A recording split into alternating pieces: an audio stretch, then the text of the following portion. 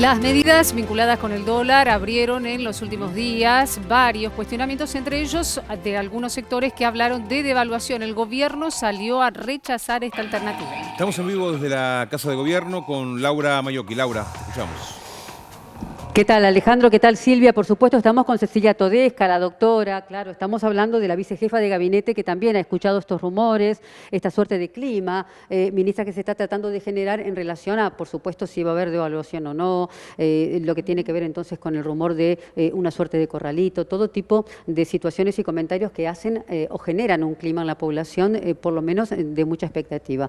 Usted ha manifestado en relación al tema del 35% para el dólar ahorro entre tantas medidas. Por supuesto que lo hicieron precisamente para no devaluar. ¿Esto es así? Sí, efectivamente. Estamos en una situación particular que yo creo que se puede explicar.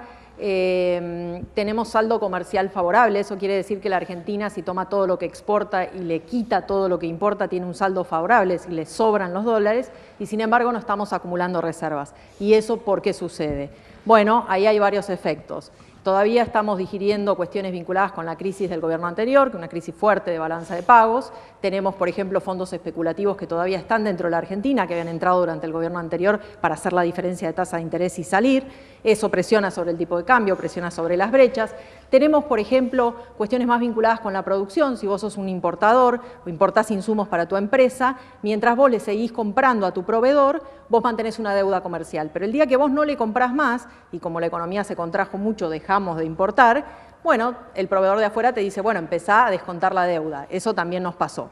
También las empresas privadas tienen una gran cantidad de deudas en dólares, asumidas durante el gobierno anterior, y eso también presiona sobre el mercado de cambios. Entonces lo que nosotros vamos haciendo es tomando las medidas que permitan tener un poquito más de espacio y quitarle presión al mercado de cambios, en una situación que es, como digo, atípica, porque en realidad desde el punto de vista de la balanza de pagos nos deberían estar sobrando los dólares. Pero tenemos todos estos otros problemas. No hay ninguna necesidad de ningún corralito. Eso me parece que es importante explicarlo. Desde el 2002 en adelante hay una legislación que ningún gobierno modificó, que simplemente dice que si vos depositas dólares en un banco, el banco solo puede prestarle esos dólares a un exportador, es decir, a alguien que tenga ingresos en dólares.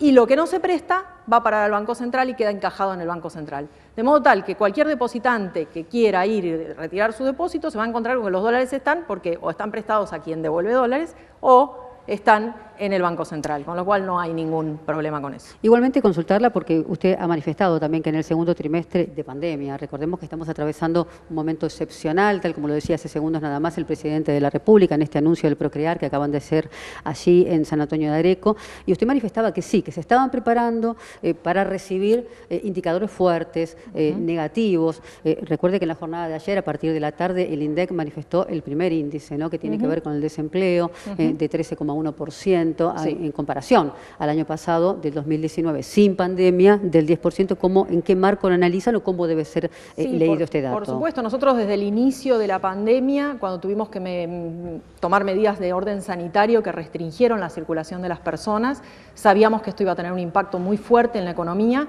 lo dijimos desde el primer momento. ¿Qué quiere decir un impacto en la economía? Quiere decir que la economía cae en lugar de crecer, quiere decir que el desempleo aumenta en lugar de disminuir, y seguramente vamos a ver también indicadores de pobreza e indigencia difíciles de digerir. Que van a ser el martes que viene, efectivamente, es el calendario del INDEC y por supuesto yo todavía no tengo los datos. Nosotros nos enteramos igual que todo el mundo cuando el INDEC los publica, pero digamos nuestras estimaciones van en ese sentido. Pero ahí, ¿qué es lo importante para entender la situación en la que estamos? Esos indicadores muestran la situación abril, mayo, junio. Recuerden, nosotros estamos terminando septiembre. Entonces, lo que a nosotros nos indican otras variables que nosotros podemos ir siguiendo es que a partir del mes de junio, julio, empezó a haber una recuperación. Y doy por ahí un ejemplo para que se entienda. El primer IFE se pagó en abril, pero sin embargo no se pagó todo junto el primer día de abril, sino que se pagó durante todo abril y mayo. Entonces, personas que tuvieron caída de los ingresos en abril y mayo, si todavía no habían cobrado el IFE, van a aparecer con un golpe más fuerte que el que vemos 2 meses después cuando se regulariza el pago de un IFE tras otro. Recordemos que también usted manifestaba que estas medidas que han llegado, dice usted, o manifestó, por supuesto, en distintas declaraciones de estas últimas horas, porque se ha movido mucho el escenario financiero y económico con el tema de la medida del dólar y, por supuesto, con estos indicadores, que han llegado para quedarse, por lo menos, e ir acompañando lo que va a ser la pospandemia. Hablamos de este IFE, que seguirá, usted verá de qué manera, o el gobierno de qué manera, los ATP, los financiamientos, los bonos, inclusive, con una mirada ya para salir y acompañar lo que va a ser el año que viene. Ustedes ya hablan de un mayo podríamos decir, mediados de año de 2021. ¿Es demasiado optimista? ¿Es pecar de ingenuos? ¿Cómo podríamos abordar este mensaje que ustedes están por lo menos dando a la opinión pública? Nosotros de aquí a fin de año vemos una recuperación que en algunos indicadores ya se ve, sin embargo, esa recuperación tiene un tope. ¿Y cuál es ese tope? Lo que todavía no puede circular. Hay gente que todavía no puede salir a trabajar. Hay determinadas actividades, por ejemplo las turísticas, por ejemplo las de entretenimiento, que no están permitidas. Entonces todavía no hemos recuperado el 100% de la circulación de las personas y de las actividades. ¿Cómo se prepara el gobierno desde la economía para abordar todo ese universo que todavía inclusive está fuera de las medidas? No, en realidad ellos están comprendidos en las medidas y no solo eso, sino que en las últimas semanas se han ido aprobando leyes específicas. Nosotros a los sectores críticos, entre ellos turismo, entretenimiento, transporte, los vamos a acompañar con el ATP hasta diciembre de este año. Eso ya está firmado.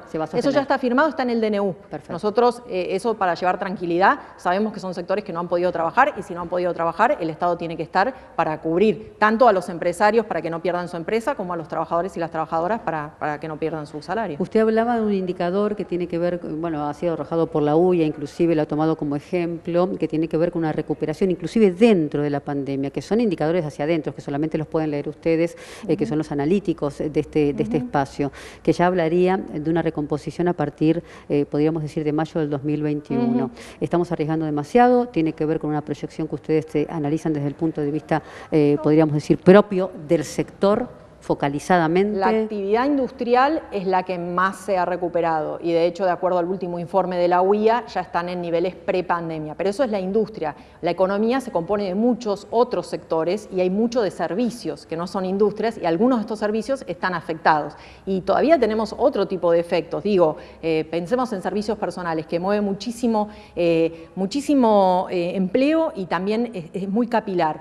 Doy un ejemplo, las peluquerías.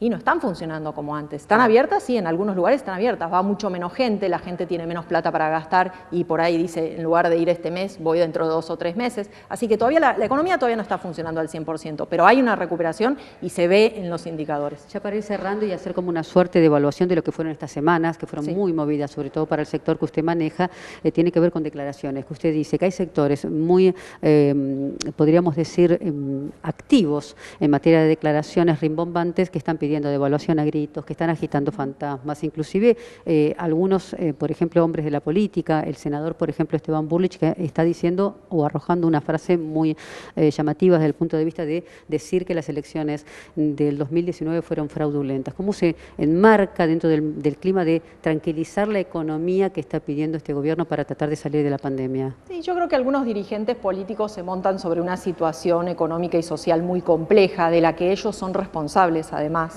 porque la situación en la cual dejaron el país en diciembre de 2019 fue una catástrofe y esto no es una opinión personal mía. Ellos tuvieron que ir al Fondo Monetario Internacional a pedir un crédito excepcional que nunca antes el Fondo Monetario había dado semejante cantidad de dinero, 57.000 millones de dólares, de los cuales se usaron 44.000, es decir, se gastaron 44.000 millones.